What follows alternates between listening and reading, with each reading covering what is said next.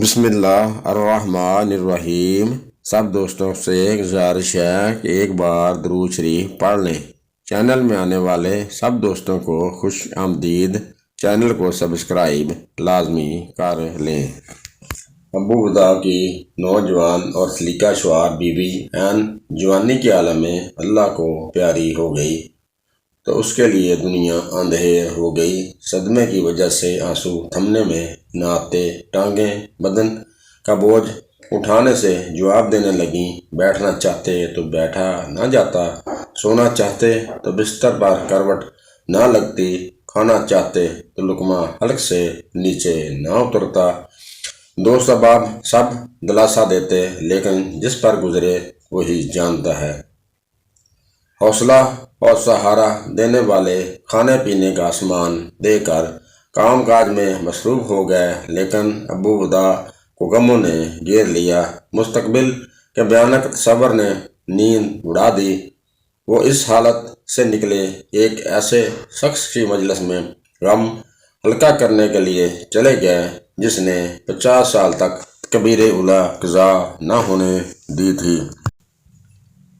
پہلی صف میں کھڑا ہونے کے باعث کسی نمازی کی گدی میں نگاہ نہ ڈالی، غیور ہونے کے باعث 30,000 درہم سے زائد رقم کے عطیہ کو نگاہ بھر کر نہ دیکھا۔ فرمایا کہ نہ مجھے 30,000 درہم کی پرواہ ہے، نہ بنو مروان کے بادشاہ کی۔ آپ نے ہر طرح کے لالچ کو بالاتاق رکھتے ہوئے غیر شرعی بیعت سے انکار کر دیا اور اس کی پاداش میں اپنی گردن تلوار کی دھار کے نیچے رکھ دی۔ اس کے متعلق ہی تو حضرت عمر بن عبداللہ نے فرمایا تھا، اگر نوجوان کو حضور اکرم صلی اللہ علیہ وآلہ وسلم دیکھ پاتے تو نہایت مسرور ہوتے۔ یہ تھے حضرت سعید بن مسعب۔ سیدنا ابو ہریرہ رضی اللہ عنہ کے داماد ابو بدا کہتے ہیں، میں یوں ہی ان کی مجلس میں پہنچا تو انہوں نے مجھ سے غیر حاضری کا سبب دریافت کیا۔ اتنے دن کہاں غائب رہے ابو بدا؟ میری اہلیہ فوت ہو گئی تھی، اس سلسلے میں مشغولیت کی وجہ سے حاضر نہ ہو سکا۔ سعید تو نے ہمیں کیوں نہ بتایا تاکہ ہم بھی اس کی نماز جنازہ میں شامل ہوتے؟ ابو بدا آپ کو تکلیف دینا مناسب نہ سمجھا۔ ابو بدا اس طرح کی باتیں کر کے اٹھنے لگے اور حضرت سعید بن مسعب نے ان کے زانے دبا کر بٹھا لیا اور پوچھا، اب کیا خیال ہے؟ شادی کرنی ہے تو بتاؤ۔ ابو بدا اللہ آپ پر رحم فرمائے، میرے جیسے مفلس اور کلاس انسان جو سوائے 2-3 درہموں کے کوئی جمع پونجی نہیں رکھتا، اس کو رشتہ کون دے گا؟ فرمانے لگے، اگر میں ہی دے دوں تو کیا خیال ہے؟ یہ سن کر ابو بدا کا دل سینے میں رقص کرنے لگا۔ کہنے لگے، زہے قسمت وہی دوشیزہ جس کے علم و فضل، حسن و جمال اور حسب و نسب کی شہرت سن کر خلیفۃ الوقت عبد الملک بن مروان نے اس کا رشتہ اپنے بیٹے ولید بن عبد الملک کے لیے طلب کیا تھا اور آپ نے اس کو کوڑا جواب دے دیا تھا۔ ابو بدا نے کہا، جی ہاں بہتر ہے۔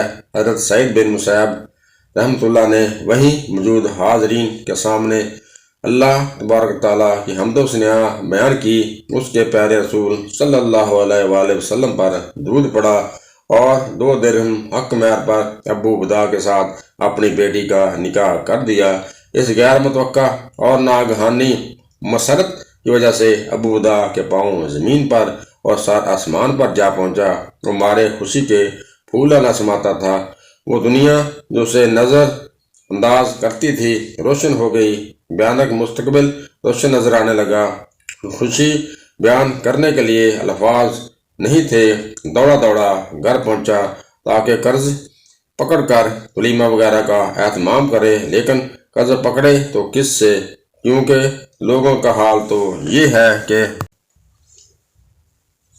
کلاش اور مفلس مسلمان کو زبانی مبارکباد دینا توہین خیال کرتے ہیں اور اس کی دعوت قبول کرنے میں ہار محسوس کرتے ہیں اور اس سے قرض دینے کی بجائے روپیہ 8 آنے خیرات دے دیتے ہیں کہ کہیں ان کا قرض ڈوب ہی نہ جائے۔ اسی سوچ و بچار میں نماز مغرب کا وقت ہو گیا۔ روٹی اور زیتون کے ساتھ روزہ افطار کرنے کے لیے بیٹھے ہی تھے، دروازہ کھٹکھٹانے لگا۔ ابو دا نے پوچھا، کون؟ جواب ملا، سعید۔ ان کے دل میں ہر اس شخص کا تصور آیا جس کا نام سعید تھا، سوائے سعید بن مسیب رحمۃ اللہ کے، کیونکہ ان کو تو 40 سال گزر گئے تھے وہ اپنے گھر سے مسجد کے علاوہ کسی جگہ نہ دیکھے گئے تھے۔ باہر آئے تو کیا دیکھتے ہیں، حضرت سعید بن مسیب رحمۃ اللہ کھڑے ہیں۔ دل میں برق رفتاری سے خیال گزرا کہ شاید جلد بازی کی وجہ سے ندامت ہوئی ہو اور معاملہ فسخ کروانے آئے ہوں۔ عرض کیا، ابو محمد، پیغام بھیج دینا تھا، میں خود حاضر ہو جاتا۔ فرمایا، نہیں، تو حقدار ہے، ہم تیرے پاس آئیں۔ پوچھا، کیا حکم ہے؟ فرمایا، آپ جوان آدمی ہیں اور یہ بات مجھے اچھی نہیں لگتی کہ شادی کے بعد آپ اکیلے رات بسر کریں، اور یہ تیری بیوی ہے۔ ابو دا قد داور اور نوجوان دوشیزہ کو دیکھ کر خوشگوار حیرت میں ڈوب گئے اور بول نہ سکے۔ حضرت سعید نے اپنی بیٹی کو ان کے دروازے میں داخل کیا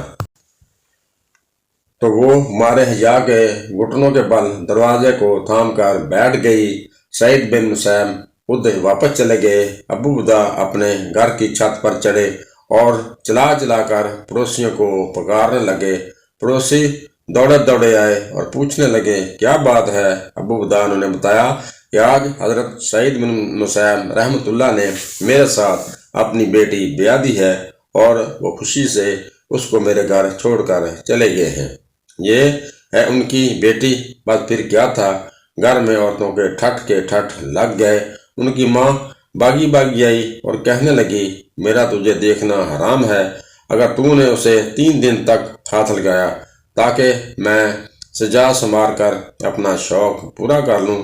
ابو دا کہتے ہیں، جب میں 3 دن کے بعد اس کے پاس گیا تو کیا دیکھتا ہوں، وہ سب سے بڑھ کر کتاب اللہ کی حافظہ، سنت رسول کی عاملہ اور خادم کے حقوق کی پاسداری کرنے والی ہے۔ 1 ماہ تک سعید بن مسیب نہ میرے پاس آئے اور نہ میں ان کے پاس گیا۔ اس کے بعد میں ان کے حلقہ درس میں گیا اور سلام کیا، انہوں نے جواب دیا، مگر میں مزید کچھ نہ کہا۔ جب مجلس برخاست ہو گئی اور سب لوگ چلے گئے تو مجھ سے پوچھا، تمہاری بیوی کا کیا حال ہے؟ سبحان اللہ، ایسا کہ مجھے خوش کر سکے اور دشمن کو برا لگے۔ فرمانے لگے، اگر کوئی عادت ناپسند ہو تو لاٹھی پکڑ لینا اور اس کے کس بس نکال دینا۔ اس کے بعد میں واپس پلٹ گیا۔ اللہ اکبر! کہاں حضرت سعید بن مسیب اور کہاں موجودہ دور کے لوگ جو اپنی بیٹی کے لیے 17ویں گریڈ کے پینٹ شرٹ پہننے والے کلین شیو افسر تلاش کرتے پھرتے ہیں، اور بعض اوقات ان کی بیٹیاں بوڑھی ہو جاتی ہیں۔ محترم عزیز دوستو، یہ وہ المیہ ہے جس نے کئی گھر اجاڑ دیے، جس نے کئی بہنوں اور بیٹیوں کی زندگی تباہ کر دی۔ وہ سبھی لوگ کہتے ہیں، میں اپنی بیٹی کے لیے ایسا رشتہ تلاش کروں گا، لڑکا کمانے والا ہو، لڑکے کا خاندان بہت بڑا ہو، ٹھاٹھ میں رہتا ہو۔ اسی کی تلاش میں ان کی بیٹیاں بوڑھی ہو جاتی ہیں، زندگی ان کی تباہ ہو جاتی ہے۔ خدارا اپنی بیٹیوں پر رحم کیجئے۔ رسول اکرم صلی اللہ علیہ وآلہ وسلم نے فرمایا، اپنی بیٹی کے لیے اگر رشتہ تلاش کرتے ہو تو اتنا کافی ہے، لڑکا شریف ہو، شریعت کا پابند ہو۔ عزیز دوستو، روپیہ اور پیسہ ہاتھ کی میل ہے، آج اگر پیسہ نہیں تو کل آ جائے گا، لہذا جتنی بھی ایسی بیٹیاں اور بہنیں گھروں میں بیٹھی ہیں جو اعلیٰ سے اعلیٰ رشتوں کی تلاش میں ہیں، خدارا رحم کیجئے، اپنی زندگیاں، اپنی بیٹیوں کی زندگیاں تباہ مت کیجئے۔ انہی الفاظ کے ساتھ اجازت چاہتے ہیں۔ اللہ حافظ۔